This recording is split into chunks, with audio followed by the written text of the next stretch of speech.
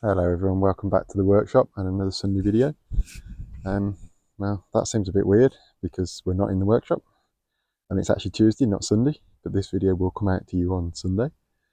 So what we're looking at today is, this is the farm's roll, flat roll, built by my wife's grandfather, we think 40 to 50 years ago. And when we go around the other side, you'll see it's still got its, well, you can just about see there, it's still got its original blue paint on these bearing blocks. As is standard for these flat rolls, this one has wooden bearing blocks. Typical of old Eddie, this one has bearing blocks on steroids, so I've had a right fight to find a piece of timber here that's big enough to make two new blocks. Because as you can see, this one is well and truly shot, and actually the axle of the roll should be here. It's actually over here, which has actually damaged the roll itself. So it's chewed into here because that roll is shoved at the back. You can see if you look down here, you can see it's shoved right over there, and it's been rubbing on here, and it's rubbed the cap down there. But yeah, these are the bearing blocks, and I've actually made quite a few of these over the years. This is typical sort of village carpenter realms. This is the sort of work that would have been happening on a regular basis in village carpenter shops up and down the land. Now we would go to the agricultural merchants and buy them for a brought roll. But obviously, historically, you couldn't do that. And for your horse-drawn roll, you'd have gone to see the village blacksmith, and the village carpenter, who would have been next door to the village blacksmith, and you would have had him make two new bearing blocks. Now these are huge, and I mean huge. They're 200 mil that way. They're 310, 320 mil that way, and they're 4 inches thick. And it's the 4 inches thick that actually gives me the problem, because the hardwoods that I normally use in the workshop that would be suitable, and normally I don't use anything over 3 inches unless I'm doing really big door frames, and then I do buy in some 9x4 and split it down the middle to make the styles for the doors. So yeah, I've got to drill a big hole. Once we've got it off, we'll be able to measure the shaft and know what size this hole here is, and then the two holes for the bolts, and then we've got to drill the greasers as well. This one's missing its nipple this side. I am going to put them back in. So what I've dragged out is this piece of timber here. It's nearly 5 inches thick. It's 10 inches that way, and it's more than long enough to do both blocks. But this has been floating around for years. I'm not sure what it is and where it came from. It's a very red hardwood. It's been used as a jacking block for years, so I'm going to restore it before I put it on the planer to make sure I get rid of the grit and stuff out of the surface. It does have a bit of ring shake, but only on this end, I hope. So I can hopefully cut most of it out when I recut my blocks. Yeah, that's what we're going to use. My preference would be elm, because it's a proper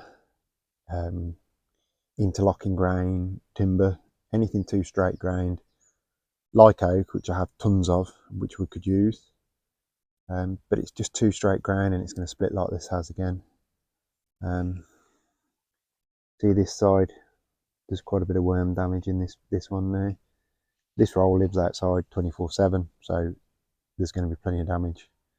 And then you see here, there's a greaser in here on this side. I am going to try and get one back in on the other side as well. I need to see how they were fitted. But I've done quite a few of these now, both for flat rolls. Slurry guzzlers have them, and various other machines tend to have these. Anywhere there's a metal shaft spinning that is not doing mega RPM but has a load on it, a side to side load, they do tend to use wooden bearing blocks. And I actually did some 4 or 5 years ago for a field marshal. They were, I think, ash bearings. I think that's what we used for that. But yeah, elm would have been common. I use a lot of Iroko. All the slurry guzzler ones go back as Iroko. because it's quite interlocking grain and it generally is quite tough, and it does tend to stand the slurry better than the elm. Elm doesn't seem to like being wet all the time, or wet and dry. That seems to be the problem with elm. You know, for something stored under cover, if this roll was stored under cover, elm would be the perfect choice for this. But yeah, getting soaked and then dried out all the time isn't doing it a lot of good. So let's crack on with it. Let's get this sawn up and I'll cut back in when I've cut it up. There's nothing quite like a sympathetic operator, is there? Stay to that bolt, and you can see on the video the groove in the shaft. I'm trying to think what I'm going to find when I get it out. See if we can get this bolt out first. There's a little bit of judicious use of my favourite anger management tool. You can normally tell what sort of mood I'm in by the size of the hammer I'm swinging. I've managed to get it off. I'll show you the bolts in a second, but the steel plates were well stuck on. The angle lines dropped off fairly well. But these are the bearing blocks. This is the one that looked fairly complete on this side. You can see it's actually worn egg shaped now. It's not round anymore. There was a grease added, but it's fairly rough. Like this, the steel plate was down here. This is rotted away. I think these may have been oak. Looking at the grain, I'm not sure, but they're well worn out now. There's the inside bearing face, and that's the other side. This is the side that's failed. Actually, this was in better condition in that it hasn't worn out of shape so well. I think that's because the block had split a long time ago and has spread like that previously, and that's where it was running at the back there, where it's worn the shaft out. So it's going to need some new spacers as well, because the spacers are well and truly knackered. Make them as well, and it's also going to need some new bolts, because these are the bolts that I've just taken out. I just fought to get out. This is the one that was worn through. Like I say, there's nothing quite like a sympathetic operator.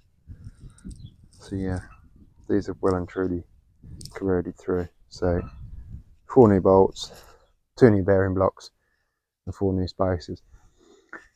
This side, it's damaged here.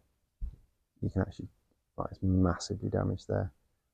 I'm not sure how that's going to do chewing up the new bearing, but we'll see. There is some bearing face. I'll make this side quite tight. I'll make both blocks tight to the shaft. I'll try and get this side as tight as I can, so that it's supporting this better, and hopefully won't allow it to wear out so badly. A real fight with this side. Everything was corroded onto the bolts. Like I say, they were really rough this side, the bolts.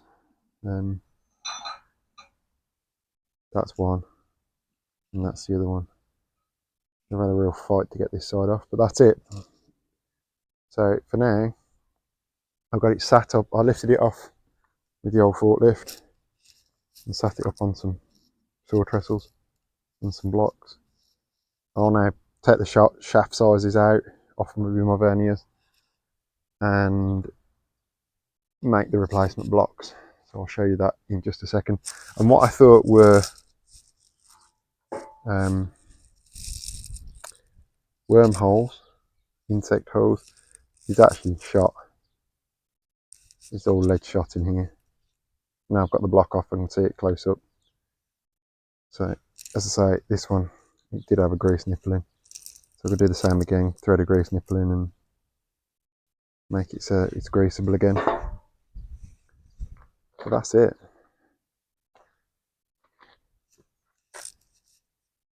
One set of bearing blocks, knackered.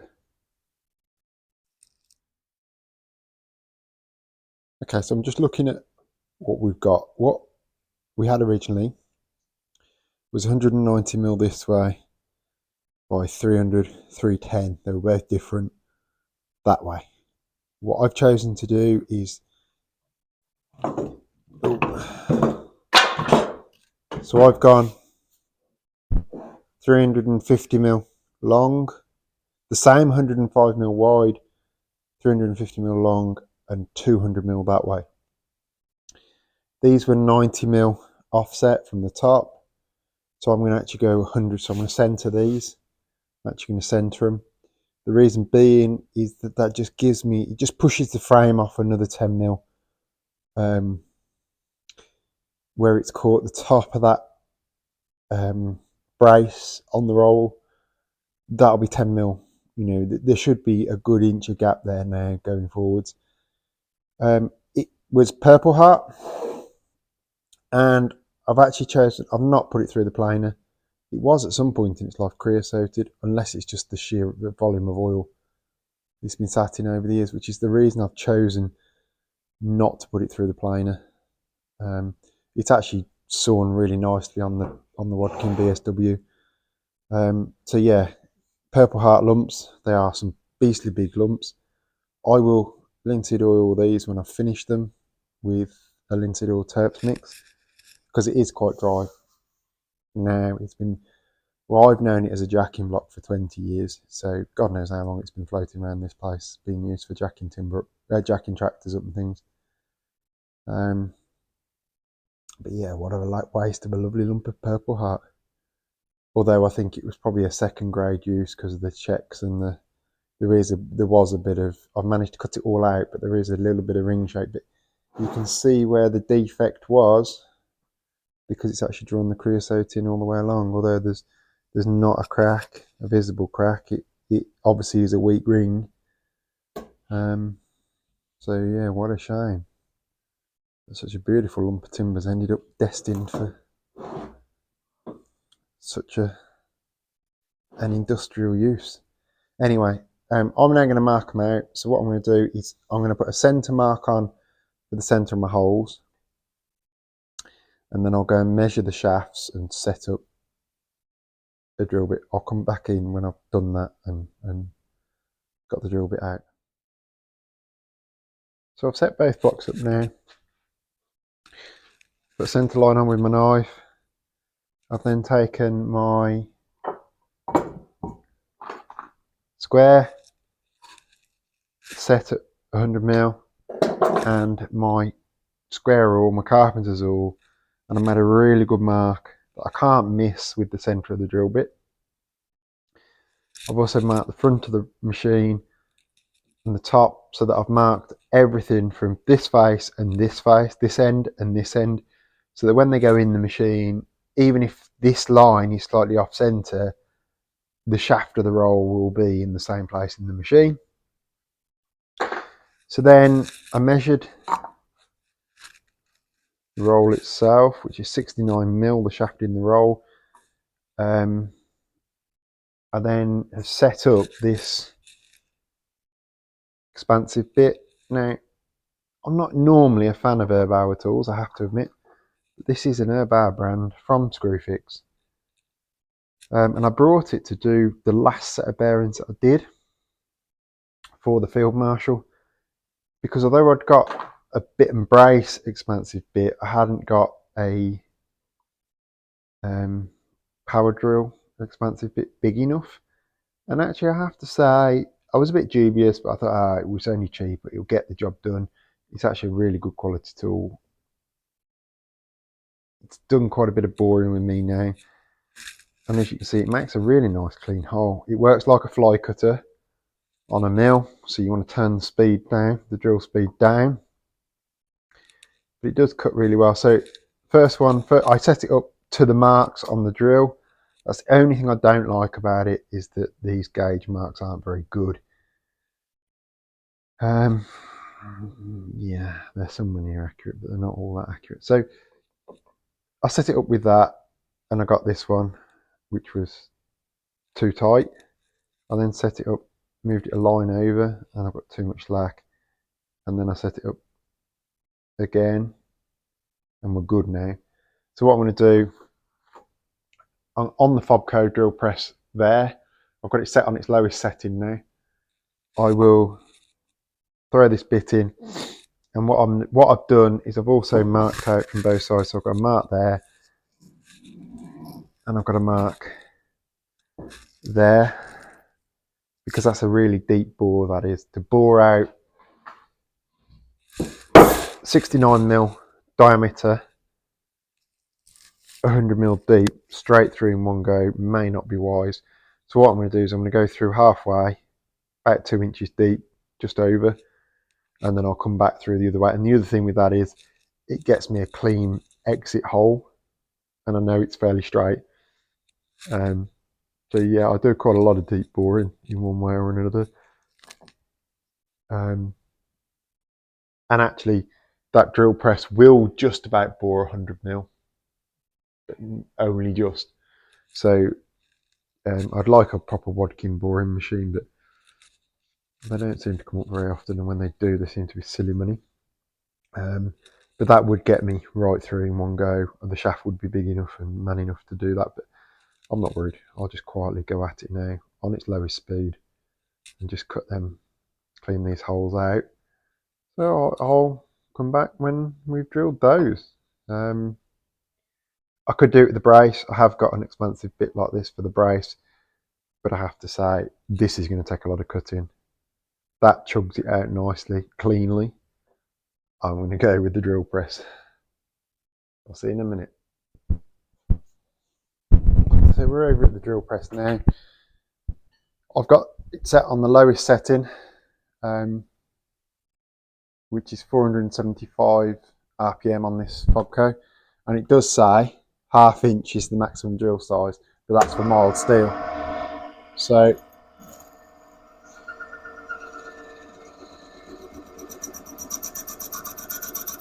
I'm not putting hardly any pressure on at all.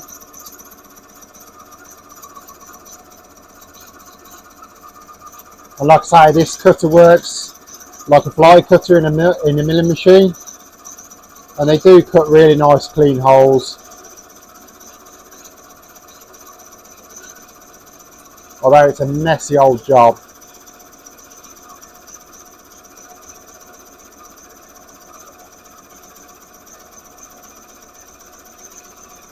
And that's all I'm going to do for now on camera, guys, because I need to put or with the microphone on, because I actually need to put my mask on.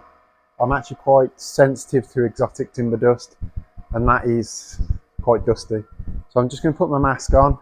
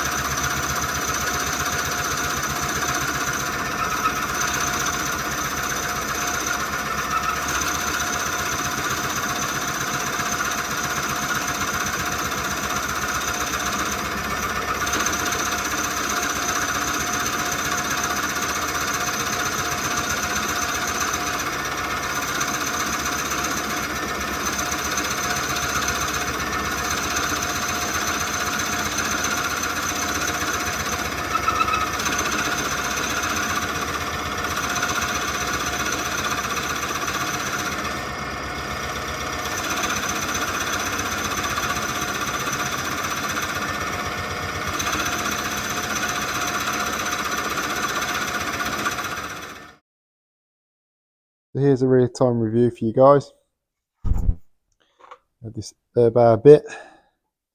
Like a lot of these bloody bits with these stupid hex shanks on, it's weak here. As the bit was cutting away nicely, it's got a twist that I've managed to get all but the very last bits out of both holes. Got all but the very last sections out of both holes with it just gripped on the shank there.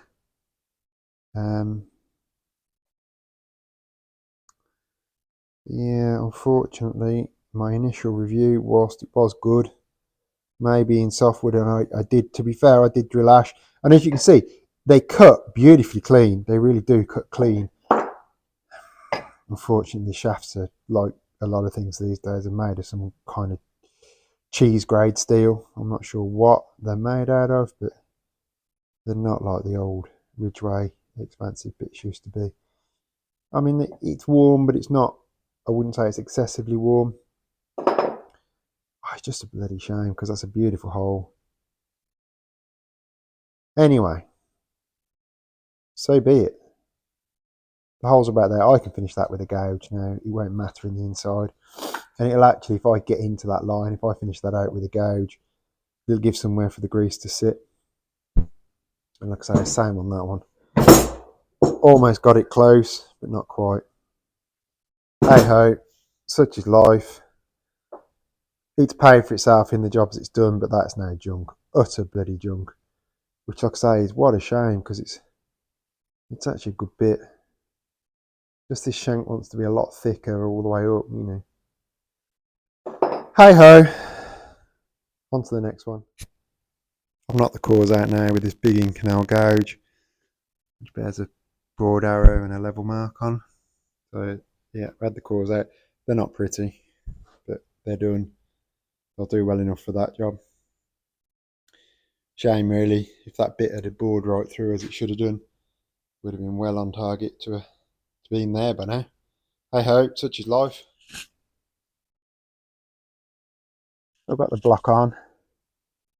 Just checking it on the shaft for some thickness. It's a nice fit now.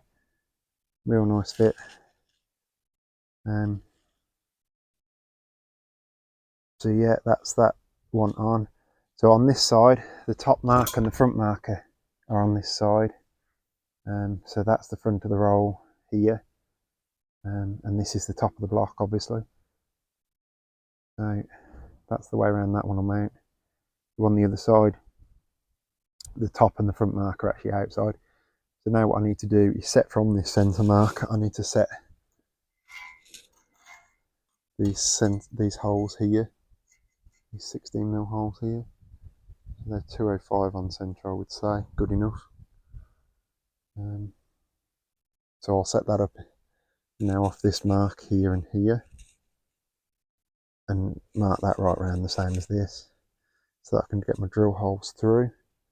And I need to work out what bolts I'm going to use, because obviously that one's not going back, and they're all bent and twisted and rusty anyway. So I need to work out what size I'm using for what size holes I'm going to drill. But that's literally it. I've got to put the grease hole in here. I'll do that in a minute, and we'll have a look at that in a minute, because I'm not quite sure how and what I'm going to do there just yet. And if you could have actually got, if this plate was better, actually it would have been better to have had a grease hole in the end of the shaft, drilled and tapped, with 2 crossing holes in it for the grease to come out of it. But I didn't make this thing, so yeah. And that plate, I think, covers, yeah, it does, that covers the end of the shaft there. So you can't quite do that anyway. But yeah, that would have been a better way, was to have the greaser in the end of the shaft. But so I didn't produce it, so, or have a sealed cap on here with the greaser in that will push the grease around the sides. But anyway, so be it. So yeah, I'll get these marked up and we'll look at drilling these, some long bits. I'm quite not sure what we're going to drill that on yet, just I need to think about that. So yeah, I'll get them set out and go from there. So this is the angle iron cap that holds the shaft in. I'm just looking at, so this is 55mm on the old blocks, and that's why, because it's 55mm there. So this, from here, which is coming down this face, we need 55mm. So what I'll do is I'll put that on there, 55mm, and mark it again with my square rule to get my centre for the drill bit. Obviously can't do that one-handed, so I'll have a look at that now. So we want 55mm from this outside face here.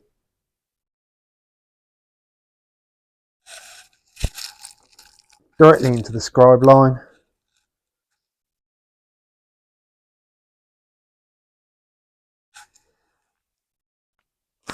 And then we'll flip it again.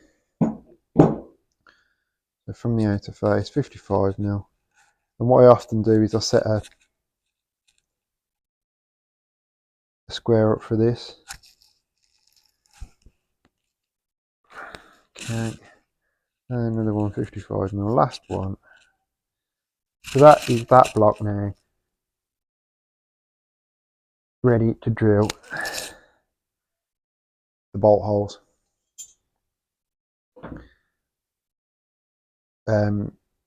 So I now need to decide what size bolt I'm going to use. These original holes I think are 5/8 of an inch. Yeah. So I think they're 17 mil. So probably what I'm going to do is use a 16 mil threaded bar, I think, or I'd see if I can get some 16 mil bolts long enough, and we'll bolt that up then. We'll drill the bolt holes, and then the only other thing we've got to drill then is the little greaser in here, and we'll have a look at that in a moment. So I've just had a hunt about my stores and the farm workshop, and I found this piece of threaded rod. You don't see a piece of threaded rod like that every day anymore. Thankfully it's M16, so it's the right size, and it is a proper metric 16, so I've just put a nut on the end just to double check that. You never quite know in this place what is lurking around. There's an awful lot of Whitworth stuff still floating about up there, and there's AF and all sorts. So normally finding nuts is the usual problem. I use a lot of M16 in conservation work of buildings and that sort of thing, so I've got plenty of M16 nuts and washers, so we're laughing. So I'll drill the holes out now in this block using a 16 mil bit, because I actually don't want them too sloppy. I don't want the blocks to be able to waggle back. I don't want them waggling backwards and forwards in the machine. So yeah, I'm going to drill them fairly tight. There's enough slop in everything else to make up for that. The only thing I've got to do is chuck the vice back on my QS metal drill, because it's the only thing I've got with a long enough throw to get through from both sides accurately. And then what I'll do is clamp the blocks in there, and then I'll use a wood bit in a chuck, because that's a Morse taper drilling machine, and I'll drill it manually without the auto feed on. Drilling timber with the auto feed is not a good idea in that old girl. She just tend to whop through a bit quick. So yeah, I'll come back, put you on the stand, and we'll have a look at that when I've got it all set up. So I've set the block up now in this metalworking drill press. This is a Morse taper. So the chuck is actually out of my lathe. Before, the reason the actual drill vise wasn't on this machine was because it was filthy. It was covered in years and years and years of worth of oil and grease and swarf altogether. So I've actually degreased it, pressure washed it off today, and WD-40'd it, because there was no way that was coming into this workshop in the state it was in. I then had to take one of these polishing wheels and clean the shaft down there to get the table to drop low enough, because the table was actually up here. The top of the table was up here somewhere, which was nowhere enough depth. I then took my 16mm chuck, which is on a Morse 1 taper, out of the lathe. I then raided the box of Morse taper conversion collars I've got, that I bought out of an auction for 12 quid last year or the year before. And now in this drill press was in the balance.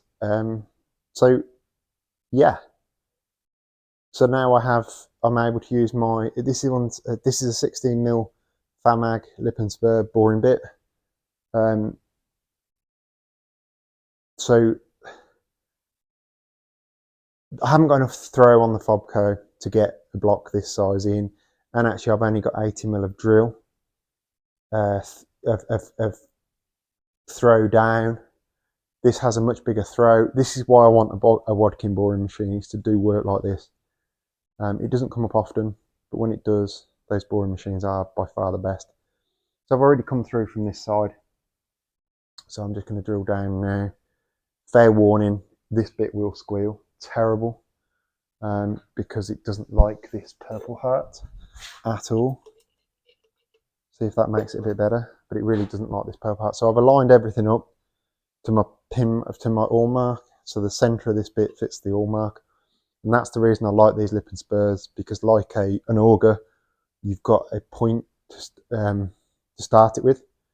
So yeah, and what I've done, I've set it in speed B, F, so it's 475, so it's doing a similar sort of speed to what the Fobco was doing.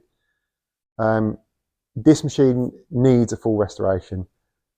I've done a few bits today to get it back into working order. I cleaned all this mechanism here last year because it was rusted, all rusted up solid, and you couldn't use it. It's actually a self feeder, but at the moment I can't get it unlocked enough to use. Oh, maybe we can.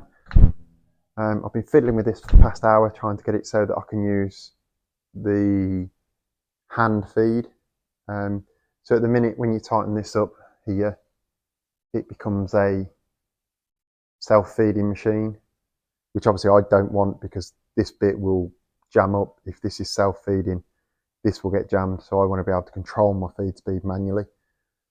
If you were drilling big lumps of steel, great.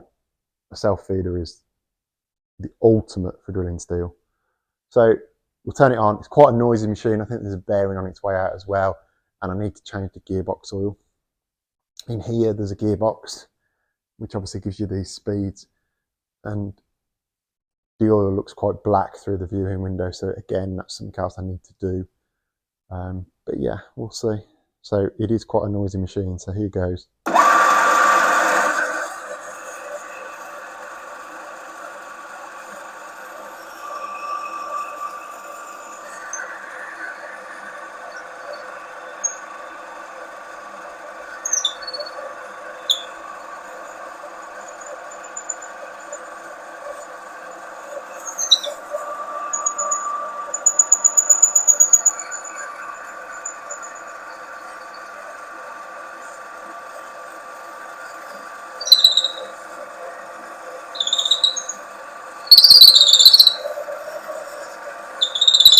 So that's gone through now. Stop the machine, but that's gone right through now into the other drill hole. And that's the beauty of these big drill presses. They are, when you set them up right, they are brilliantly accurate. And like I say, this is why I want the Wadkin borer. This will always stay for drilling steel, for bushings and gate hinges and that sort of thing. Because doing the kind of work I do, sometimes I do restore steel components. I want to put a bushing in a hinge, things like that, and I want to be able to drill them out. So this is where this machine comes into its own. The farm has a really big Archdale 1930s radial drilling machine, but it's not always easy to get into there. So having a decent drill press like this on my own, it really is imperative. And I can't get the quality of this machine in a modern machine. I just couldn't afford it. I couldn't justify it. So it's worth spending a few quid rewiring this one, because this is a rewire from the original. So I will sort all that out at some point. But yeah, so now we'll have to move it onto the other block. And now, interestingly, because this vise isn't quite square to the machine at the moment, which is my fault on the way I set it up, I do need to, yeah, I'm going to need to do the same here. I need to just tweak it back a bit. Maybe I don't actually. Yeah, I do. Just to get it in the right place. So I've put 2 new 16mm bolts on the vise today. I need some better washers, some heavier washers, but it has given me a usable machine for now. I'll just line this up a bit. Just need to slacken this outside a bit more.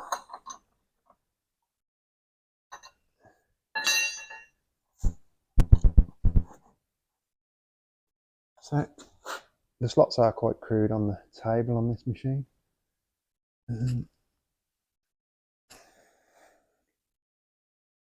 There we go, that's good now. I'm going to just get the bolts back up. And then we'll drill this side as well. And that's where I like the farm's radial drill, because you set your piece up once and you move the head of the drill bit accordingly. But unfortunately I don't have room for that in here.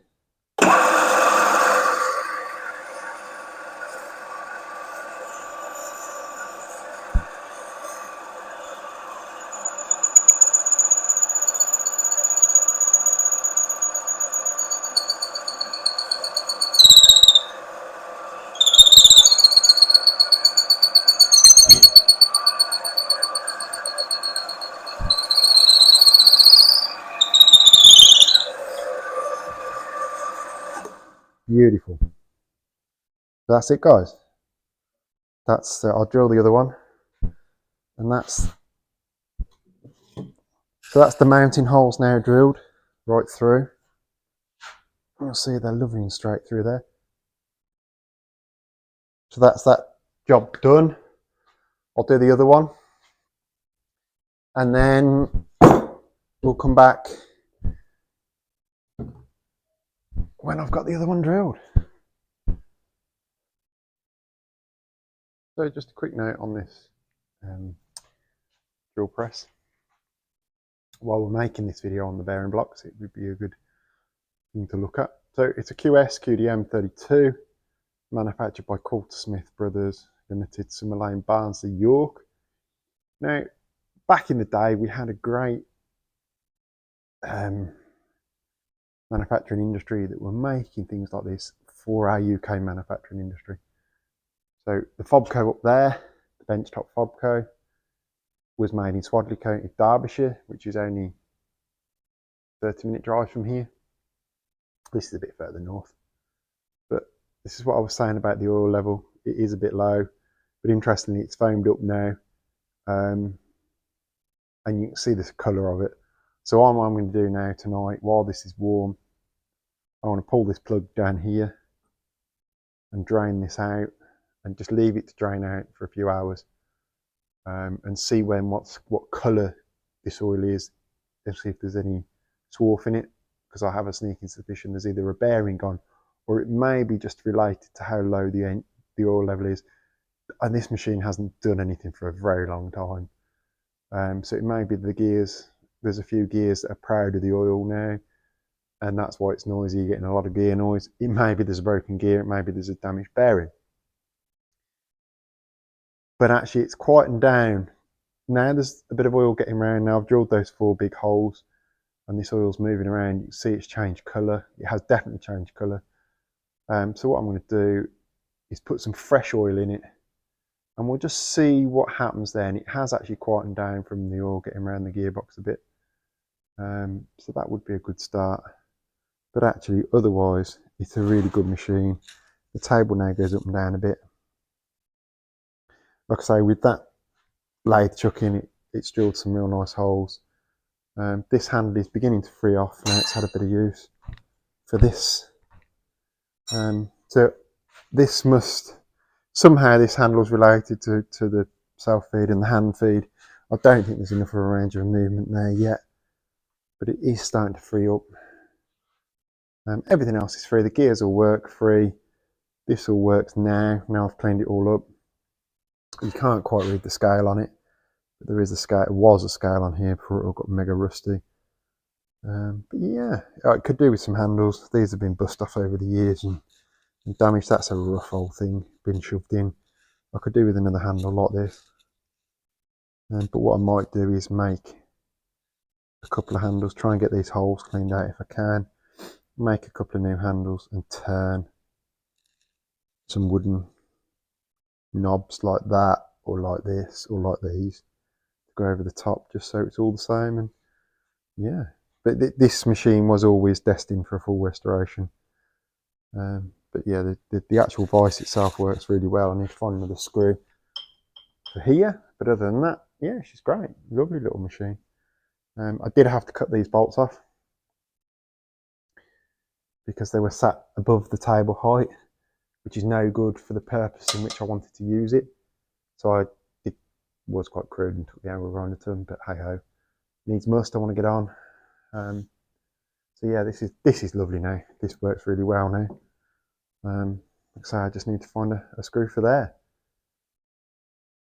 That's it on the Coulter Smith QDM 32 drill press. I'm just finishing off now. What I've done is I've put a 30mm hole in the outside,